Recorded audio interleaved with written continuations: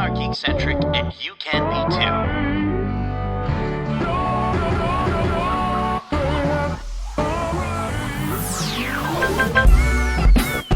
Love ya.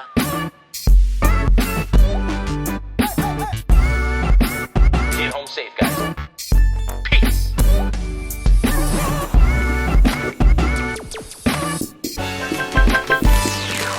Welcome to the Geekcentric podcast, and welcome to our special Behind the Geeks episode for Marvel's Secret Invasion. If you're joining us for the first time, we are Geekcentric, a podcast focusing on the world of movies, TV shows, games, toys, and collectibles, and all things geek-centric. Joining me for this Behind the Geeks episode, he's not a Skrull, but he's invaded my heart. He's Justin, the Secret Life Lawrence. Secret Life? Do you have a secret life? Are you going to admit finally to everyone on the podcast? No, I don't have a secret life. I don't really. I couldn't. I'm not good at keeping secrets. So I don't really know. Like, I could never lie to my wife. She always can read right through me. So it's it's one of those situations. But yeah, no secret life for me. No secret life. I feel like you wouldn't have the time to have a secret life. I don't think so either. I think that between this and work and baby life with being a dad, there's a lot going on. It's a lot. That's exactly what someone who has a secret life would say. I'm just saying.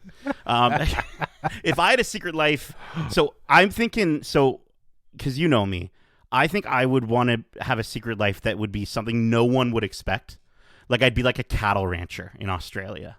Or something like that. Like I'd be, you know what I mean? Like something with cows for sure. Yeah, no, something with cows, or like somebody who does like outdoor adventure hikes or something. Okay, I don't know. Yeah, that would be totally out of left field. I'd be so shocked if you told me, you had like a hiking vest with all these like different like tools on it. Yeah, and like those hooks, whatever those hooks are called, that hook into the mountain. Right, I have a couple of those. But enough about our secret lives, Justin. Can you let our marvelous listeners know who's invading us on the podcast today? Well, yes, I can definitely do that. Today, I'm happy to share my interview with Kingsley BEN-ADIR, who plays Gravik. He is the antagonist, or villain, if you will, in the upcoming Marvel Studios Secret Invasion. But I also had a chance to talk with the director, Selim, and he's not just directing one or two episodes. He's directing the whole thing. A huge thanks, as always, to our friends at Marvel Studios Canada and Disney Studios Canada by extension for setting up these interviews. As always, we're very grateful for the opportunity to have the chance to talk with the people behind the things we love. And let me tell you, Kingsley BEN-ADIR is an absolute standout in this show. So to have the opportunity to talk to him is absolutely great. And, you know, everyone in this show is so freaking good, man. Yeah. There's such a stacked cast of talent that is in this show. And it's a good time. Yeah, the cast, I think, is definitely the best part of this series. Probably one of the strongest casts we've seen in a Marvel live action series. We'll talk a little bit more about certain members of the cast once everyone gets back from listening to this interview. So without further ado, please enjoy our interview with Kingsley BEN-ADIR and director Selim. Hey Kingsley, my name is Justin. Welcome to the Geekcentric podcast. How are you, man? I'm good, thank you. How are you? I'm doing great. I was fortunate enough to actually see a couple of these episodes, and dude, you're outstanding, extremely captivating, and entirely menacing. And I know you're going to be playing a hero later this summer as one of the many Kens in the Barbie movie. But I got to know right off the bat, what excites you most about playing a villain? That's different to anything I've played before. It's just it was a new. It just felt like a challenge, I guess, to try and build Gravik in a way that felt, real at the same time. Yeah, I'm actually going to be speaking with Selim later today in regards to, working on this series. How did you and him work together with kind of building out this character? Yeah, we spoke a lot about Gravik's like public and private persona and like what his motivations were, and just how to layer him as much as we could, and to, as the scenes and different like rewrites and stuff were happening, how to keep him like straight, like to keep him on the same track. So yeah, we'd share a lot of ideas, and I think psychologically speaking, the history between him and Talos, Gravik and Talos, and Gravik and Fury was something that we kept coming back to. Right. That feeling of I guess pain, really, of like feeling let down by them, and the question really of like what happens when you don't trust anyone anymore. Like what does that do to someone? Like what does it do to someone? Like how much pain and suffering has Gravik felt to get him to a place where he's able to do that to other people? And Right.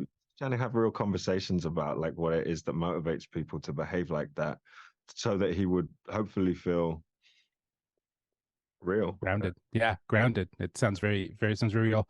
Marvel has had a history of memorable and compelling villains. You got Loki, Baron Zemo, Killmonger, and of course Thanos. In what ways do you think Gravik stands out and adds a fresh dynamic to the roster of Marvel villains? Loki, is he a villain, or does he turn into like a hero, or is he I guess so. Like that's sort of the, I guess he's the anti-hero if you want. Like I was talking with my other co-hosts, they said the same thing, but I'm like, Loki is, Loki, right? So Yeah, no, there was a time like early on I was like, is he a villain or is he an anti-hero? Like with mhm, it's like, how much are we going to understand his point of view, and like how much of his behavior are we going to try and justify? And then it was like, this is not possible. He's killing innocent people and using the plight of the scrolls as his reasoning, but I don't think it's really it didn't feel substantial or complicated enough to like end it there. I think we had to create another layer, which was that he feels no remorse for anyone or anything. That this has to be a personality disorder. And I also think functionally for this show, what it needed was a character to hold a high degree of tension, and to really feel like there was someone who Nick Fury was coming up, like someone who needed to be put down or locked right. up, and that like any kind of feelings of sentimentality or like any kind of religious connotations would just they weren't going to work. We Right. didn't have the time to explore that properly, and that he just needed to be like a straight up killer, and that his feelings of I would say to Ali sometimes, I was like, I don't know if this guy likes anyone. I don't think he likes anyone. I don't think he hates himself so much that the only way he can feel anything is to see other people feel and experience pain and suffering. And the hope is, I don't think maybe he's giving too much away. I don't think he wants to live, I think he hopes that someone will put him down. Right. And testing everyone. Like, why do people behave like that? Like he's testing everyone around him. It's not about blowing up the town square. It's about seeing Fury see him blow up the town square. It's very personal for him. And, again, like I said, you're outstanding in this show. It's so captivating. I can't wait to see more of the mystery of your character unravel as the episodes go on. Thank you so much, Kingsley, for taking the time to join me here on the Geekcentric podcast. I hope you have a great day, man. You too. Bye.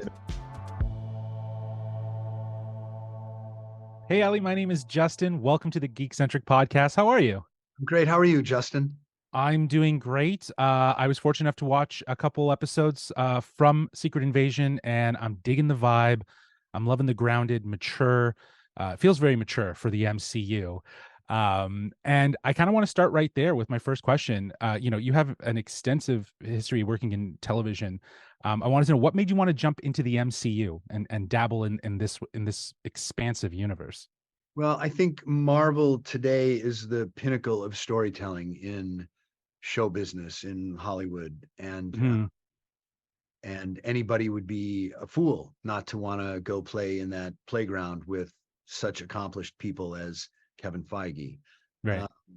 So it was, I don't like the phrase no brainer because it suggests that I don't have a brain or somebody doesn't have a brain, but it was a no brainer to get Right. into this world. And, just as a director, it's fun to have every toy that you could ever imagine available to you, because that's how Marvel explores their stories. Yeah, absolutely. I think it's like an endless sandbox, right? Like you're just kind of picking up toys and mixing and mingling, and you get to find the balance of how you can incorporate all those elements. And I gotta say, this cast is extremely stacked. Like you have a lot of excellent talent on here. And I actually just had the chance to talk with Kingsley, and I kind of actually want to focus on that his character of Gravik. Working with Kingsley, how did you develop his character with him, and also was there any highlights for you personally with working with him on this series? Uh, Kingsley and I talked a lot because I think it's a very challenging character. I think it's a very new exploration for him to go into villain land. Mm-hmm. I think that, in superhero movies, the villains are a little more binary. They're bad and Nick Fury is good, or all bad and all good. I think Kingsley was more interested in something more nuanced. And for me, I don't want to get too academic because I want you to think that I'm fun, but I find like this discussion of terrorist, which is what Gravik will be labeled at some 100%. Yep. I find that we are too quick to say, well, he's a terrorist, so that's what he is. But I think all of terrorists come out of a grievance. And I think that grievance, if we could understand it better, might help us talk to them before the reaction to their grievance happens. And their grievance always comes out of an environment. And I think us understanding that environment would help us understand and make the world a more protected and better place. And the reason I get academic there is because I think that's what this show does, is it shows us where Gravik came from. His parents were both killed, which we learn in the beginning of episode 2. Right. And it made him alone, which is a terrible thing to be. And Nick Fury made him a promise about home, which are all beautiful things that we all want. And then when Nick Fury couldn't fulfill his promise or reneged on his promise, Gravik had a huge grievance. And unlike the way Talos received his grievance, where he continued to work towards coexistence, Gravik said, I'm going to get rid of everything that's keeping me from achieving the promise that Nick Fury made to me. And he becomes that terrible thing. But if we understand it more along the way, his reprehensible acts maybe make us think more and condemn less. Yes, I think that's kind of it's not a constant through the MCU, but have been villains that kind of challenge I think the audience to think morally about the motives of the villains. And I get where you're coming from with Gravik. I think that there's reason and there's definition that we will obviously explore as we get more episodes. Ali, that's my time. I had a great time just chatting with you really quickly about this. Thank you so much. This show is great. I love the grit. I love the maturity. Looking forward to seeing more. Thank you. Have a great day. You too, man.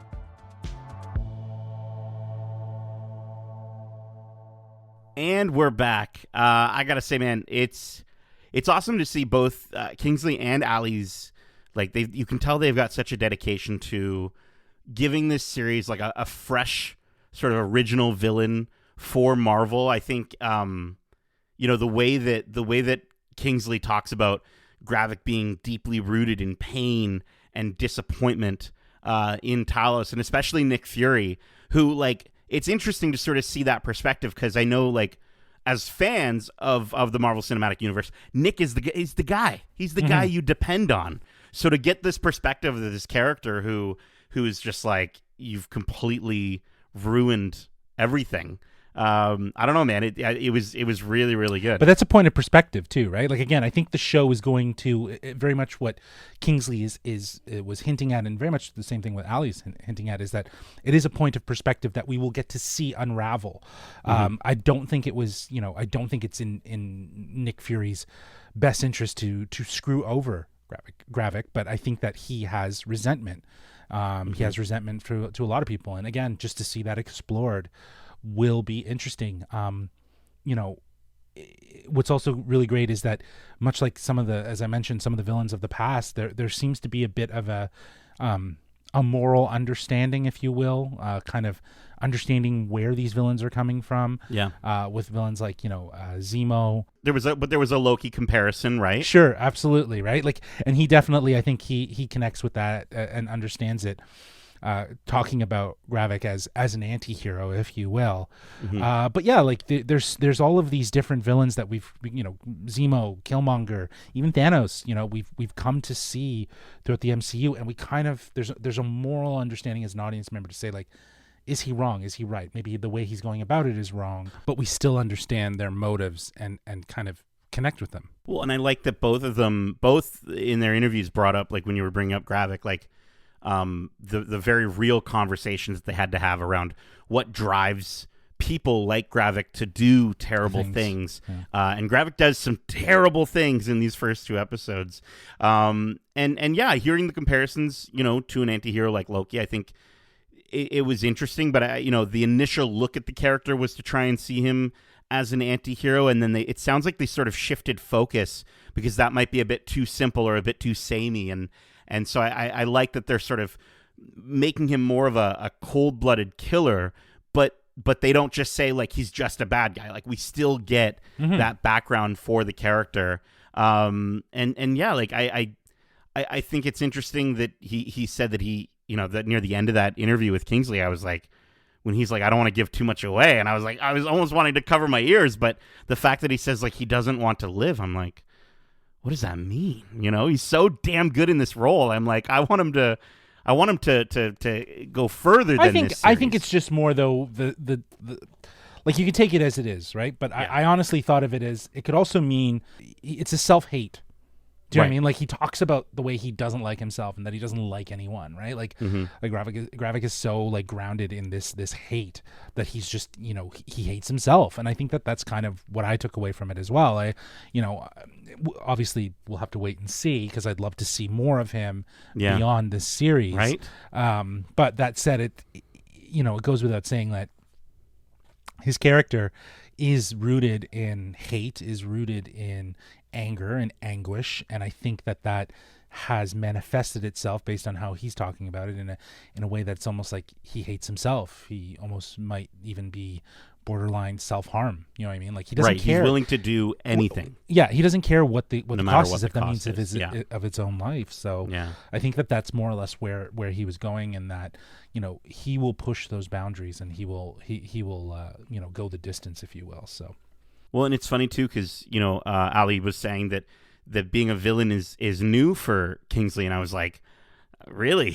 Like, you can't tell watching him in this show. But I think but I also think it's, again, a point of perspective, because, like, we see him as the villain. Does he see himself as a villain? And right. I don't know if he really does. Like, I don't think Kingsley sees him as a villain, which is why he was talking about the anti-hero and so on. So just touching upon the interview with Ali, like, talking about where Gravik came from, the way I know we didn't really get too many questions with him, unfortunately, just due to timing, but the way that he so eloquently talks about this character and this world with the passion that he has, it reminded me of when Dave Filoni talks about Star Wars, and that sounds like a hyperbolic comment, but honestly, I really do mean that. It's so impressive, and it really gives me hope for his directing for these next 4 episodes. And it makes me want to go check out other things that he's directed. You know what I mean? For sure. I want to look up his IMDb and see what else he's done. Yeah, he's done a lot in the space of television.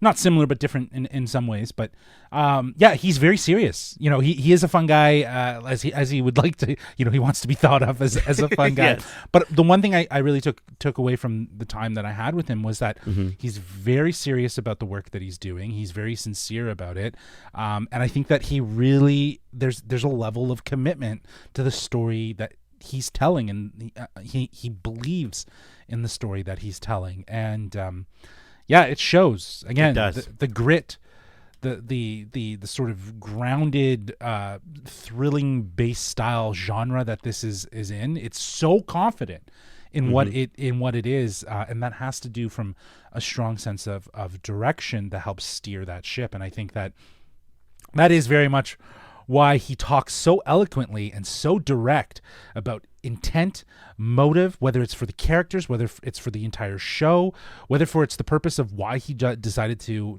jump and work with Marvel. It's all with intent and confidence, and I think that is key elements to a strong director is knowing the story that you're telling and believing in that story that you're telling.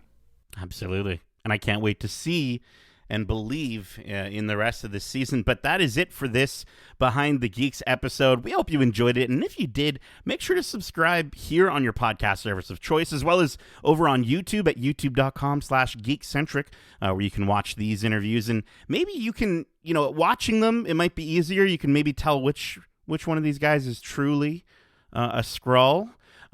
We also have our Discord open if you want to chat with us about this interview or about the show, which we do have a spoiler-free review out right now. But we're also going to be doing weekly watch clubs for these episodes, which we're going to be releasing on the Fridays. These shows coming out on Wednesdays. So you'll be able to kind of take your time, watch the episode, maybe even share your theories in the Discord. And if they're good enough, we might discuss them and bring them up on that week's watch club. I can't wait to dig into this series even further. Justin, thank you so much for joining me for this secret Behind the Geeks episode. And as we say, love ya. Peace.